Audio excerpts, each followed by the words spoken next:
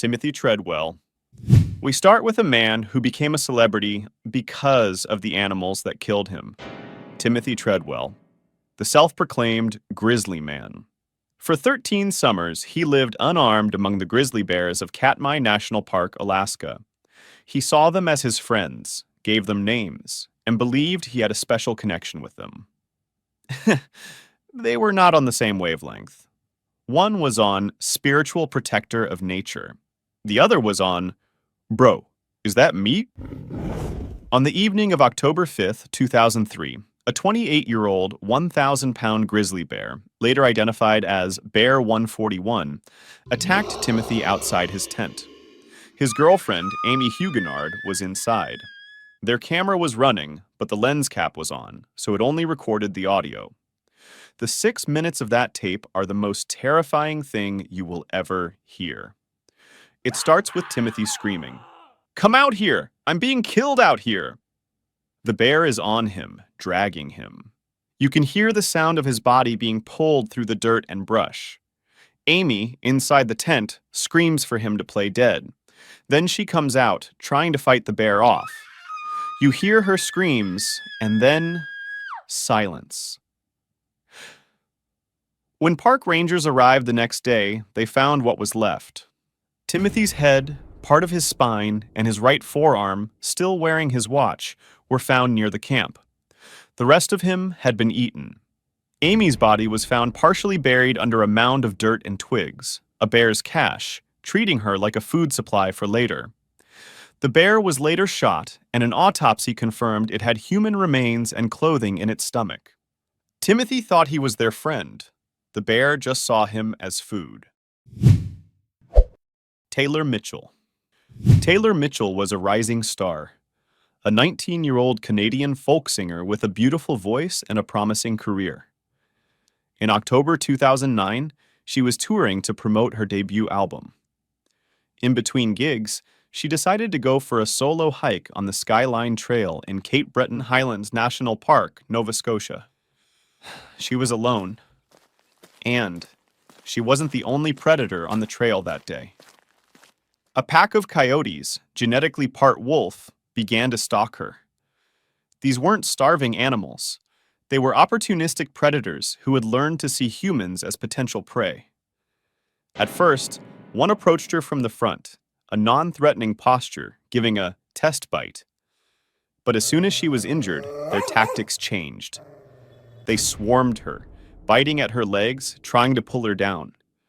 She fought back, but she was outnumbered. Other hikers heard her screams and found a horrific scene. Taylor on the ground, with a coyote literally standing over her. They managed to scare the animals away, but the damage was done.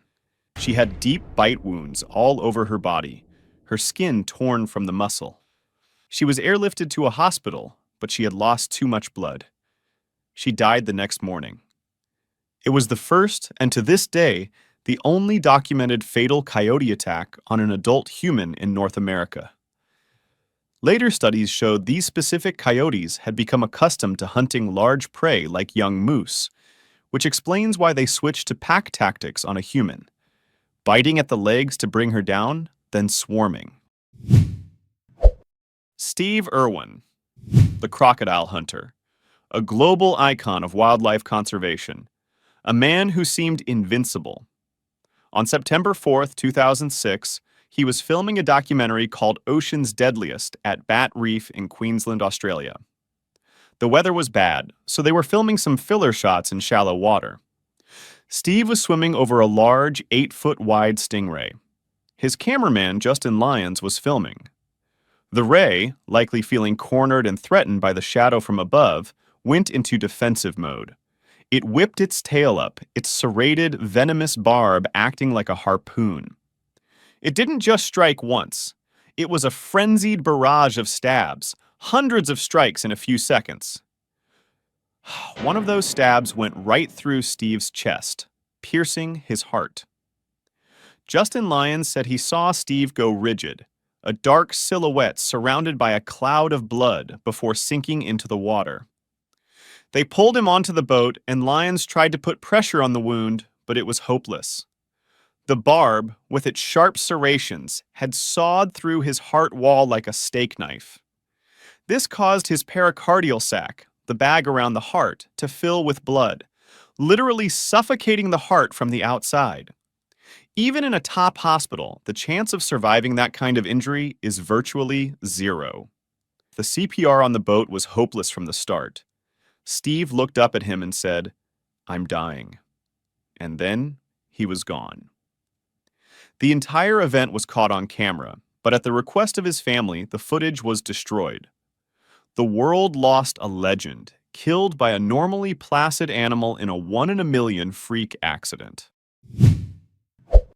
Katherine Chappell. Katherine Chappell was an Emmy-winning visual effects editor who worked on Game of Thrones. In June 2015, she was in South Africa, volunteering for a wildlife conservation fund. She was there to protect animals, but a moment of carelessness turned her into prey. She was on a tour of the lion park near Johannesburg. The rules are simple. Keep your windows closed at all times. Her guide said he warned her at least twice, but Katherine, wanting to get a better photo, rolled her window down.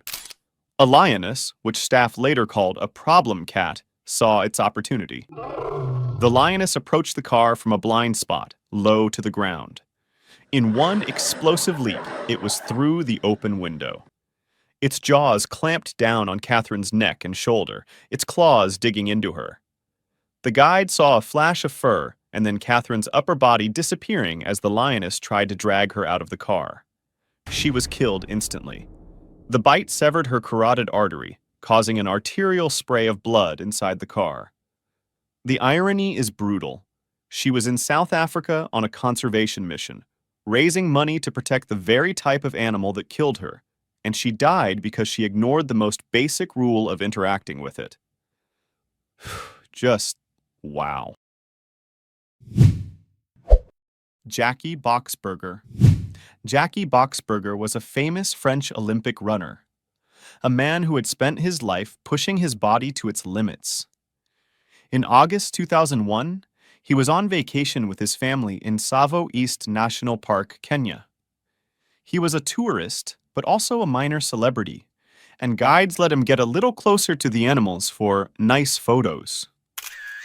Their jeep stopped about 65 feet from a female elephant. Jacky got out, camera in hand, his teenage son right beside him. The elephant saw them as a threat. It fanned its ears, tilted its head, and then it charged. Jacky, perhaps trying to lure the elephant away from his son, tried to run. He didn't stand a chance. The elephant caught him with its trunk or head, knocking him to the ground. Then it stepped on him, one foot on his chest, the other on his pelvis. His ribs, spine, and pelvis were shattered in a single movement. His internal organs were pulverized. Doctors who saw the body later said it was no longer anatomically recognizable. A life of athletic achievement ended in a split second of raw, unstoppable power. Surinder Singh Bajwa. The animals didn't directly kill him, but they were the trigger. Surinder Singh Bajwa was the deputy mayor of Delhi, India. In 2007, the city was dealing with a massive problem with aggressive rhesus macaques. Bajwa was one of the politicians in charge of solving it. In October 2007, a troop of these monkeys invaded his home, jumping onto his first-floor balcony looking for food. Bajwa went outside to confront them, probably just waving a stick and shouting, but the monkeys didn't back down. They felt challenged. They growled, showed their teeth, and one or more of them lunged at him. In the ensuing panic, Bajwa stumbled backward. He stepped too far, lost his balance, and fell over the low railing of his balcony. He fell one story onto the hard ground below, suffering a severe head injury. He died in the hospital the next day from severe head trauma, a skull fracture, and brain hemorrhage. The monkeys in Delhi had lost their fear of humans after years of being fed at temples, making them far more aggressive. The very problem he, as a politician, was responsible for solving ended up causing his death. A bizarre, tragic, and deeply ironic end. Jack Bonavita. Now we go way back to the silent film era. Jack Bonavita was a famous animal trainer known for working with big cats. He was a tough guy. He'd already lost an arm in a lion attack years earlier. In 1917, he was working with a polar bear named Piccolo at a film studio menagerie in Los Angeles. Piccolo was known to be unpredictable. During a routine session in the bear's cage, the animal refused to perform a trick. Nope. Bonavita, with his one good arm, tried to force the issue, probably with a stick or a whip. The bear snapped. With a single swipe of its massive paw, it slammed Bonavita against the bars of the cage. Then it grabbed his head in its jaws. Eyewitnesses said the bear ripped his jaw and face open. Yes, seriously. His jaw was shattered, his face split to the bone. He was rushed to surgery, but died on the operating table from shock and blood loss. In a macabre footnote, the bear was immediately shot and killed in its cage, and its carcass was put on public display. A gruesome end for both man and beast. Diana Whipple. This is one of the most infamous and horrifying animal attack cases in American history. Diane Whipple was a 33-year-old lacrosse coach living in San Francisco. On January 26, 2001, she was returning to her apartment, her arms full of groceries. As she unlocked her door, her neighbor, Marjorie Knoller, appeared with her two massive Presa Canario dogs, Bane and Hera. The dogs, which were being raised for a prison gang's dogfighting ring, were notoriously aggressive. Bane, the male, weighed over 130 pounds. He broke free from Knoller and lunged at Diane. What followed was a mauling of unimaginable brutality. Bane, and then Hera, attacked her in the narrow hallway for several minutes. A neighbor who heard the attack later described the sound as wet canvas being ripped. When police arrived, they found a bloodbath. Diane was still alive, but she had 77 separate wounds covering her entire body. Only the crown of her head and the soles of her feet were untouched.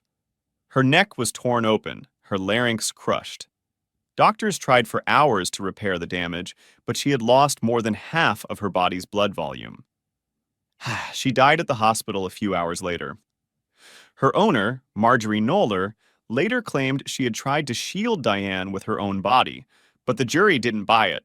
Knoller had only a few minor scratches. The case led to a murder conviction, one of the few times in legal history that has happened.